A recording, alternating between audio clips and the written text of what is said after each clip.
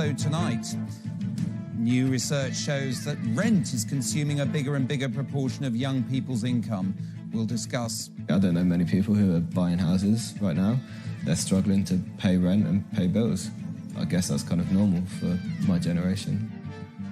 We'll discuss why it's happening and talking to the writer who says it's stifling his generation's optimism. If you know someone looking for rented accommodation right now, you'll have heard tales of galloping rents and of properties being taken offline hours after posting because dozens of would-be tenants have tried to book viewings.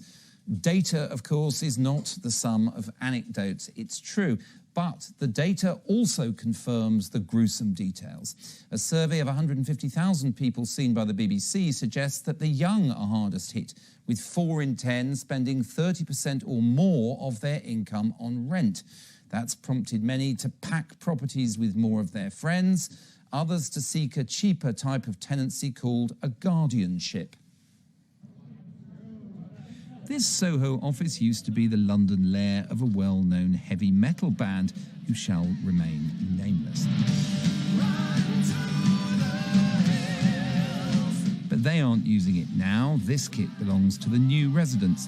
It's the temporary home to 5 young people who pay a management company as little as £500 a month to live here, less than half the normal Soho rent. It's called Guardianship. Their presence keeps away squatters and vandals. They live cheap in the heart of the city, and it's not just young people doing it. Guardianship's pretty varied. I thought it'd be pretty much all younger people, but you do get quite a lot of 40, 50-year-olds as well. I'm probably saving, on average, £200-300 a month. That's without taking into account bills, which obviously at the moment is pretty extreme. You get to meet some interesting people, which is quite nice. The hard realities facing renters are getting tougher still. Back in Soho, the Guardians are settling in for a comfortable evening. But the umbrella group setting safety standards in this fast-growing sector says not every guardianship property is as benign as this one. So we insist that all property guardian properties can be audited independently by a fire authority, and that doesn't exist outside membership of the association.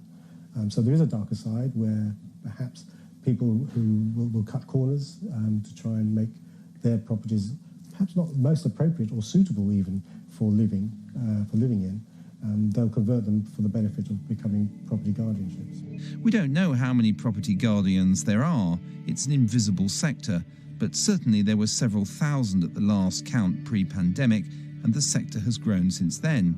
Why? Work from home, hybrid working and the death of the high street are all emptying out offices and shops, so some are being used instead to meet the huge demand for cheap accommodation from people who can't afford to rent privately and for whom buying remains a distant dream.